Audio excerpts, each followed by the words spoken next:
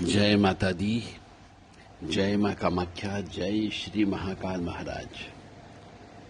देव Radha trust Satyavani channel से आप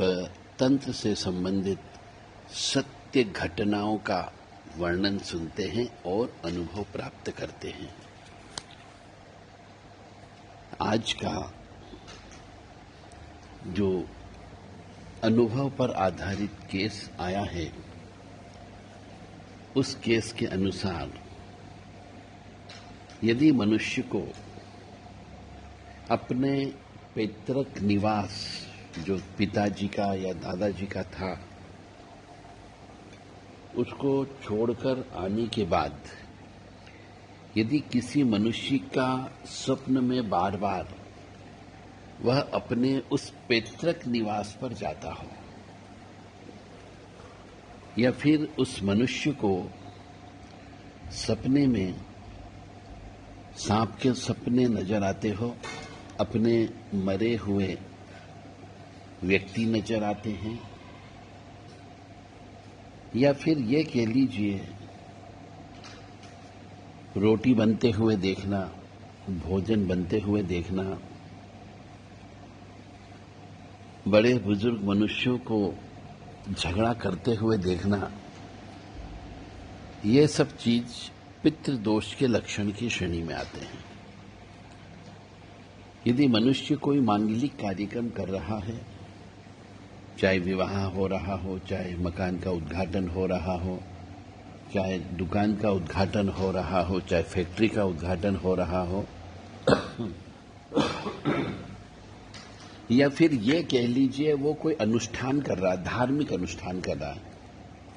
तो जैसे ही वो धार्मिक अनुष्ठान का निर्णय लेता है और उस निर्णय लेने के बाद उसको पितृ के सपने आना चालू हो जाते हैं, सांप के सपने आना चालू हो जाते हैं, पुरानी जमीन जायदाद के सपने आना चालू हो जाते हैं, तो समझ जाइए कि पितृ वह कार्य करने में इंटरेस्टेड नहीं है, यानी पितरों की नाराजगी है। यानी पितृ चाहते हैं कि तुम वो कोई भी अनुष्ठान का कार्य करो, उसके पहले हमें मुक्ति दिला दो,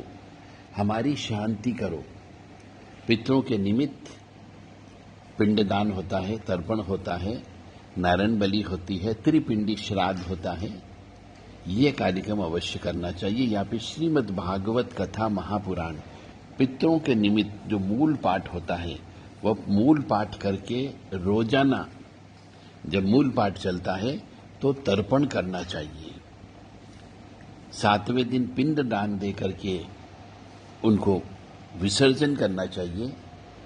और 8वें दिन नारायण बलि या त्रिपिंडी श्राद्ध करके उनका पूजा का पूरा कार्यक्रम को समाप्त करना चाहिए। इस त्रिपिंडी श्राद्ध के लीजिए या नारायण बलि के लीजिए, इसमें पुतली बनाई जाती है, और उस पुतली में सभी अतृप्त आत्माओं का, जिनका जन्म नहीं हुआ है, उन आत्माओं के निमित्त मंत्रों के माध्यम से उन आत्माओं का आह्वान करके फिर उस पुतली को